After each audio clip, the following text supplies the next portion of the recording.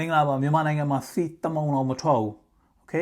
မြန်မာနိုင်ငံက affect အဖြစ်ဆုံးမြန်မာနိုင်ငံကဒုက္ခရောက်မှာအဖြစ်ဆုံးပဲခင်ဗျားကထီနေထင်နေတဲ့စီကြောက်စီပဲ affect ဖြစ်တယ်လို့ထင်တာငါနေတာထိုင်တာစားတာတော့ affect မဖြစ်ဘူးထင်နေတယ်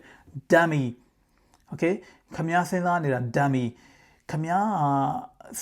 စီရကဘာမှာအရေးအကြီးဆုံးပဲ transportation food ကိုတနေရာနဲ့တန်ပြီးတော့တနေရာကို shift လုပ်ဖို့စီလို့တယ် okay ခင်ဗျား rent ပေးနေတဲ့ဟာအိမ်မှာနေမှုကိုစီလို့တယ်ခင်ဗျားမှာအိမ်မှာဖျောင်းနိုင်ထုံးတာမီးထွန်းတယ်မလို့မီးထွန်းတဲ့ဟာတွေအကုန်လုံးစီလို့တယ်မီးနေမှုထိုင်မှု okay လူရဲ့လုံခြုံရေး okay အဲ့ဒါတွေအကုန်လုံးကစီလို့တယ်ကဘာလုံးကစီနဲ့ဟို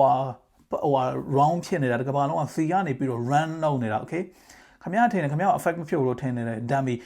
မြန်မာနိုင်ငံမှာ affect အဖြစ်ဆုံးဖြစ်မှာမြန်မာနိုင်ငံမှာရက်30ဘိုးပဲစီရှိတော့တယ်နေတာထိုင်တာအကောင်လုံးစီတက်မှုဖြစ် inflation ဖြစ်မှုရှိတယ်ခင်ဗျာ rent တွေအကောင်လုံး warm ဆိုပြီးတက်မှုရှိတယ်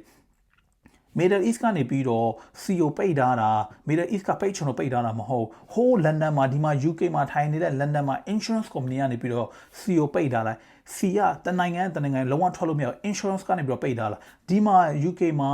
ယထာသွားနေယထာရဲ့ train track ပေါ်မှာတရွက်တစ်ခုပြုတ်ကျသွားရင်သူတို့အဲ့ line တစ်ခုလုံးကိုသူတို့ပိတ်ချပလိုက်တာOkay ဘာလို့လဲဆို safety and security reason ကြောင့်ခင်ဗျားထင်တာဒီ London ကနေပြီးတော့ all အဖြစ်ဆုံး ancient အဖြစ်ဆုံး insurance company ကနေပြီးတော့ Middle East လောက်ကြီးရတယ် billions of dollar ရဲ့ CEO အဲ့လိုရွှေ့တဲ့ချိန်ကြရင်ဒုံးကြီးပဲပြစ်နေတာပဲ let's go ပို့လိုက်မြန်မာနိုင်ငံမှာသွားပြီးစီပို့လိုက်ဆိုပြီးတော့ insurance company ဖွင့်ပေးမယ်လို့ထင်နေတာလားသူ့ရဲ့ billions of pound ကိုသူက risk မှာထည့်ပြီးတော့ dummy မြန်မာနိုင်ငံမှာနောက်ထပ်စီလာဖို့လုံးဝမရှိတော့ဘူးအဲ့လားလုံးဝအခက်အခဲဖြစ်မှာမြန်မာနိုင်ငံကအထီဆုံးဖြစ်မှာနောက်ထပ်6လအနေတနေ့တီစီရဟို export ဖြစ်မှုမရှိတော့ဘူးဘာလို့ဆို insurance ကပိတ်ထားမှာအကဲ insurance ကဖွင့်လိုက်ရင်တော့ supply and demand ဘယ်နိုင်ငံကနေပြီးတော့ပတ်စံတွေအများကြီးပေးပြီးတော့ CO ဝယ်တဲ့အဲ့နိုင်ငံကိုပဲစီသွားမှာ okay မြန်မာနိုင်ငံပေးနိုင်တာ compete လုပ်နိုင်တာပြော China နဲ့ compete လုပ်နိုင်တာပြောဟိုမှာဟို Taiwan နဲ့ Thailand နဲ့သူတို့တွေကပတ်စံတွေအများကြီးပေးပြီးတော့ပေးမှာလေခင်ဗျားသွားပြီးတော့ဘယ်လို bid လုပ်တယ် okay supply and demand ဒီမှာအိမ်တစ်လုံးကိုလိုချင်တယ်ဆိုရင်လူတွေအကုန်လုံးကတန်းစီပြီးတော့ဝယ်တဲ့ချိန်ကျရင်အိမ်သေးကဝုန်းဆိုပြီးတက်သွားတယ် supply and demand ကနဲ့တယ် supply ကနဲ့တယ် demand ကများတယ်ဒါ basics logic ကိုသုံး okay အဲ့တော့အခု C သေးอ่ะခင်ဗျားမှာ C မရှိဘူး C က not only ဒါဟိုဟာ C က not only CO ပဲ affect ဖြစ်တာမဟုတ်ဘူးစားမို့ food ကိုလည်း affect ဖြစ်တယ်အဲ့ဒါတွေအကုန်လုံးဒီ video ထဲမှာပြောကြမယ်ကျွန်တော်ဒီ video ထဲမှာအချက်5ချက်ကိုကောက်လုပ်မယ် let's start number 1မြန်မာ import fuel ကိုတုံးတာမြန်မာနိုင်ငံမှာ C မထွက်ဘူးတက်မုံအောင်မထွက်ဘူးတက်မုံအောင် produce မလုပ်ဘူး C အကုန်လုံးက import လုပ်တာလား insurance ကနေပြီးတော့ London မှာထိုင်တဲ့ insurance ကနေပြီးတော့ပိတ်ထားတဲ့ဟာကိုဘယ်လိုစီဝင်မှာမြန်မာနိုင်ငံကို supply and demand မရှိဘူးရ30နေပြီးဝိုင်းစီကုံဝိုင်းရင်ခမည်းဘာကိုစားမှာလဲခမည်းကို food ကိုဘယ်လိုလာမှာလဲ okay တနေရာနဲ့တနေရာကို transport လုပ်တဲ့ချိန်ကျရင် food ကို transport လုပ်တာ C နဲ့ကားနဲ့ transport လုပ်တာကားကိုထဲတာ C ထဲတာ okay ကားမှာထဲမှု C မရှိဘူး lorry မှာထဲမှု C မရှိဘူး van မှာထဲမှု C မရှိဘူးဆိုရင် food ကဘယ်လို transfer ဖြစ်မှာလဲ food တွေအကုန်လုံးဝုန်းဆိုပြီးအပေါ်တက်သွားမယ် okay C က petrol diesel transportation မှာလိုတယ် C က everything reason number 2 reason number 3 က food price တွေက raise ဖြစ်မှာကျွန်တော် already touch လုပ်ပြီးသွားပြီ transportation ကြောင့် okay track တွေက food ကို move လုပ်တဲ့ transportation ကဝုန်းဆိုပြီးတက်သွားမယ် number 4 electricity problem က already ဖြစ်နေတယ် okay ခင်ဗျာအမောင်ထဲမှာနေတဲ့ rather than မီးမှာနေမဲ့စာ already problem ဖြစ်နေ electricity problem ကဝုန်းဆိုပြီးထပ်ပြီးတက်မှုရှိတယ်မြန်မာနိုင်ငံက fuel နဲ့ gas ကိုသုံးတာ electricity ကို produce လုပ်တဲ့ချိန်ကျရင် fuel cost က already shortage ဖြစ်နေတယ် okay electricity already shortage ဖြစ်နေမြန်မာနိုင်ငံမှာ okay အဲ့တော့အခုဒီအားကြောင့် fuel လည်းမရှိဘူး gas လည်းမရှိတော့ဆိုရင်ပို့ပြီးတော့ခင်ဗျာအဲ့ဒါလုံးဝဖျောင်းနိုင်နေပဲနေတော့ဖျောင်းနိုင်နေပဲနေပြီးတော့ဟိုဟာစပိန်ကိုစိုက်ကားကိုနေဘာလို့ C မရှိဘူး that's the only transportation ရှိတယ်စားစရာမုံမရှိဘူးအဲ့တော့စက်ကူတွေကိုထိုင်ပြီးတော့စား that's the only way okay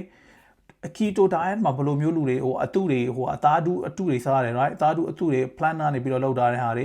ခင်ဗျာမြက်တွေဦးထိုင်စားတော့ okay number 5 reason ကဘာလဲဆိုတော့ economic pressure မြန်မာ economic problem already ဖြစ်နေတယ် okay